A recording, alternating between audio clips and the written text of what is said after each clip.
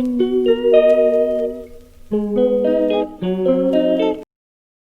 guys, welcome back to my channel. So I know it's been a while, I'm sorry, I know, but anyways, I just wanted to share some tips with you guys about how to move from winter hair care to summer. You know what you're doing, you know where to go. I know with winter it's different. You just cover your hair, you move on, and that's it. You know, you don't really have to do much except for moisturizing.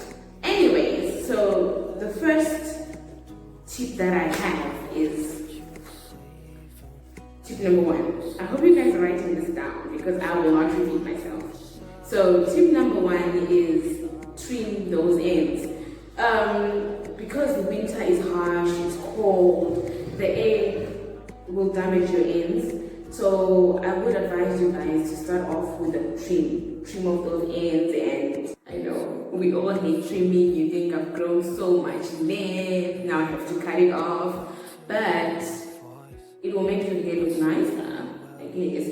But also it will be healthier because now all the damaged ends from the winter harsh air, all those ends are gone. So it's for your advantage. Trim those ends. I'm saying this with a smile, guys. Please trim those ends. And then we move on to tip number 2. Hydrate. Hydrate. Okay. We all know it's summer, it's spring, whatever we call it in June. But anyway, so it's going to be hotter, it's going to be drier. So you need to hydrate. That means drink more water all the time. I want to see you drinking water. And the advantage of that is you get moisture from within, you hydrate from within, and then the moisture flows through your whole body. I mean, we all know that. And second of all, try and spray your hair more often now with your water, your aloe vera, your leave-in conditioner, whatever your pick is. Try and use it more often because your hair gets drier with the sun, with the styling, with the manipulation, because you want to look nice, you want to show off the twist out. But moisture is important. So that's my tip number 2. Moisturize, hydrate. It's the same thing. Moisturize from within, moisturize from the outside. Please. Now we move on to tip number 3. So this is for my more active naturals. If you like running, swimming, going to the gym, whatever it is. I know we want to get our summer bodies back. So if you are in that category, this one is for you. You need to wash your hair more often because it will sweat, therefore it will smell. Yeah, I know. Now what you can do is you can, instead of shampooing all the time, you can cowash. So you can introduce a new cowash. Cowash is just washing your hair using conditioner. Or you can get a product written cowash. So you can use that instead. So let's say you wash your hair probably twice a month or every week. You have to introduce co-washes in between. And then for my swimmers, those who love the water, you can't get out of the water, you should always deep condition your hair before you go swimming. And then before you go swimming as well, you can oil your hair, protect it with a layer of oil, and then always wear a swimming cap. Then you can swim, enjoy yourself. And then afterwards, condition again. I know, a lot of work, but the chlorine that's in the water will damage your hair, make it hard, change color, whatever. So you will need to definitely always condition, oil, protect your hair. Also, another tip is you can change your shampoo to a clarifying shampoo, so that it will strip all the chemicals off your hair. This is for people who swim. So our tip number 3 was clarifying shampoo, co-washing, and deep conditioning. So if you do that, you save your hair a lot of damage. Remember, in summer, we always want to look fancy. We always want to show off how long our hair is now, how beautiful our curls are. We always want to do that. But the more you manipulate your hair or you expose your hair to these things, the disadvantage is you damage your hair, it dries out, gets brittle, and it breaks off. So please, clarify, condition, co-wash. It will save you a lot of trouble. Tip number 4. For those who like products that have humectants in them,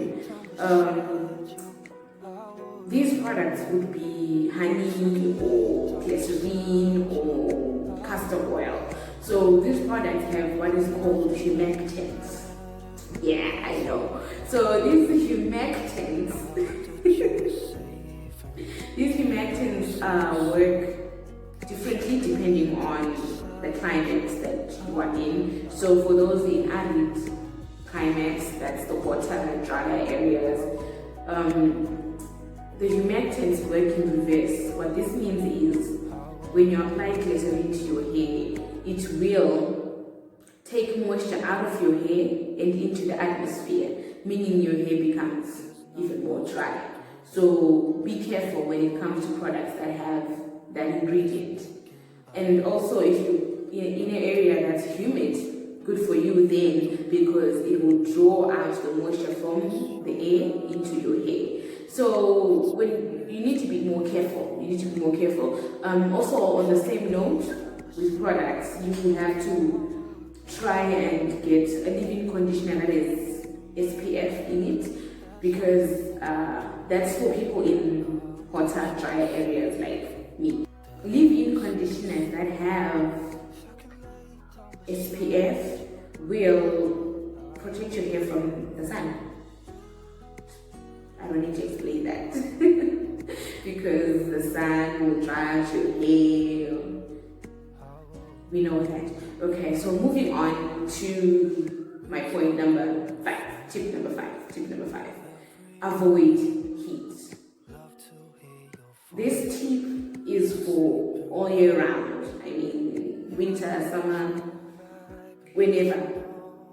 Avoid heat as much as possible. So for those that want to have silk presses, blow out your hair, straighten it, stretch it using heat, the disadvantage is it's already hot. In summer, it's dry, it's hot, you're adding more heat.